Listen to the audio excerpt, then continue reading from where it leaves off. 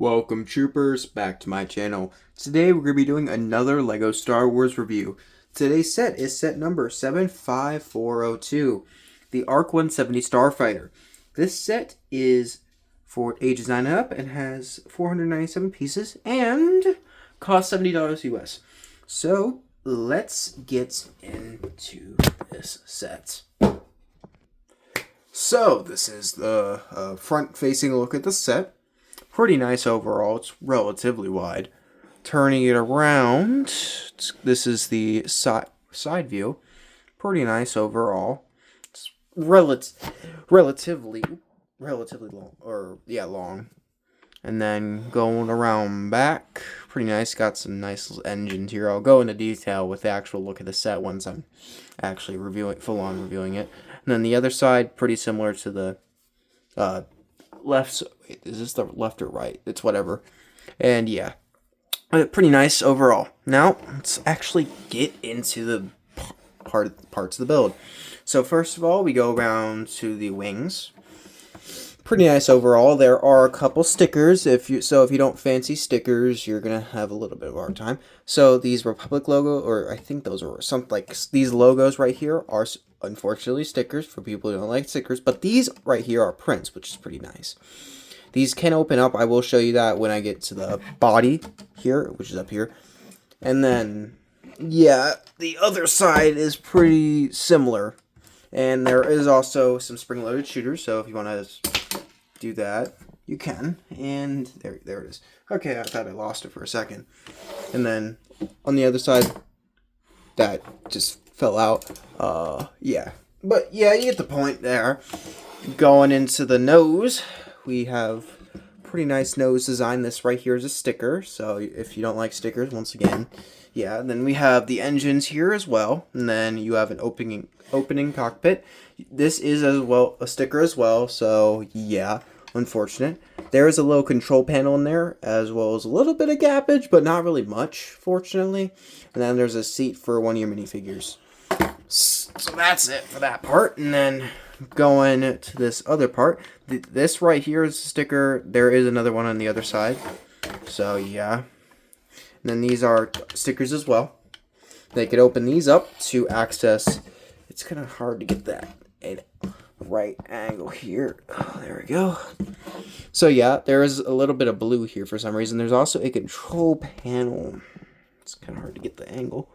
Yeah, you can see that control panel. And then you could also see the little seating for another character there. And then, yeah, pretty nice. Oh. Then going around to the back here, we do have the engine, the back of the engines here. Let's actually get this out. And you have some turrets, which you can pose around. You can make it go up and down a little bit. And then this one goes around pretty nice too. And now there is a wing feature here. So unfortunately, mine doesn't really work that well. So yeah, but here, it's hard to really get everything in frame. So if you were to, you could notice either of these.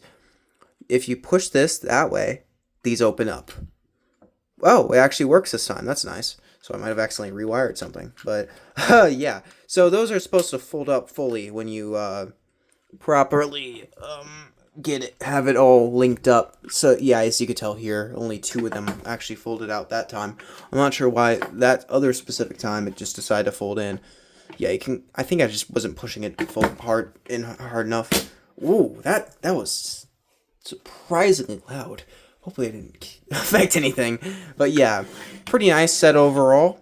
And yeah, I'm hoping that the U-wing is good because it's the same. This is the same price as this, and I think that I'm not sure about how the size of the U-wing goes, but hopefully it's a little bit better than this set because I think the set's good. I will talk about my opinions on it later in the video, but yeah. All right, so let's get into the minifigures. Minifigure number 1 is Oddball. Pretty nice looking figure overall. This is our first new version of the Clone Pilot since 2014, so definitely nice to see him. We have a basic blaster, a little DL-44, I believe it's called, and yeah, there's a bit of gray detailing. Unfortunately, the only difference between the figures, besides the astromech droid, obviously, is the helmet.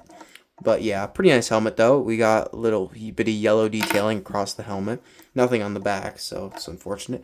A little bit nice back printing too, with like a strap going around as well for the breathing apparatus, I would suppose. And then the face is unfortunately only one-sided, so no mask off, or yeah, mask off, or like some sort of face that has the that white thing. I'm not sure if that's like exclusive to the 2014 version or something like that, or like the 2010. I'm not sure which version has that. But yeah, pretty nice figure overall. And then up next we have Captain. Oop, I actually dropped him.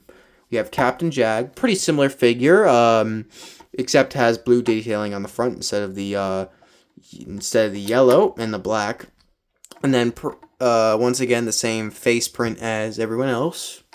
So yeah, pretty nice overall though. And then our second to last figure is a basic clone pilot. Nothing crazy going on with him. I imagine we'll see him a little bit more. Got some orange and, well, that's more red. Red and yellow printing on the figure, which is pretty cool. And then once again, you got that generic clone face for the pilot. And then, yeah. And then our last figure is our astromech droid. His name, looking at the box, is R4P44. Pretty nice. He's a dark green astromech droid. Kind of reminds me of... I'm not sure if that's actually the same one, but whatever. It doesn't really matter too much. Pretty nice. It's basically just your normal average astromech droid, so it's basically just a recolor of R2-D2. But yeah, pretty nice overall.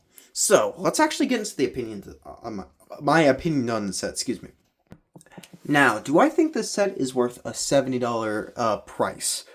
Yes, because here's the thing.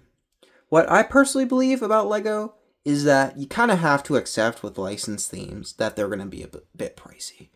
And another thing is that this set feels like a $70 set. It feels good enough for what I feel like $70 is. And I know some people might disagree with that, but this is not as absurd as LEGO has gone. For 500 pieces, I feel like this works because you got some large pieces here. You got these windshield pieces, you got these things. Like, there's large pieces on this set, and I feel like people put too much emphasis on the price per piece ratio. Because the price per piece ratio, you should not take that for gospel. You should not take the price per piece ratio for gospel. And this set is pretty nice. It has 4 minifigures. I wish it would have had another clone pilot, but that's not that big of a deal. Or Kit Fisto, whichever one is a better alternative. But either way, I feel like the set is good enough for a $70 set. Do I think it's perfect? No. I feel like it is a little bit small. It's some of the feature with the wing opening is kind of finicky for me. I'm not sure if it's specifically how they built it or if it was a problem that other people's having, but it's overall kind of annoying sometimes to actually use because of that. And just generally, it's just issues. I have a couple issues. Like, I mean, these legs could have been dual molded, for example. But I don't expect too much from LEGO Star Wars at this point. Of course, I should expect a lot, but LEGO Star Wars hasn't really been delivering as much lately as they could have. And like I said, though, it's good for the price of the set. And yeah, I'd give it a 7 out of 10 personally. So yeah, that is it for the video. I will see you guys later. Bye.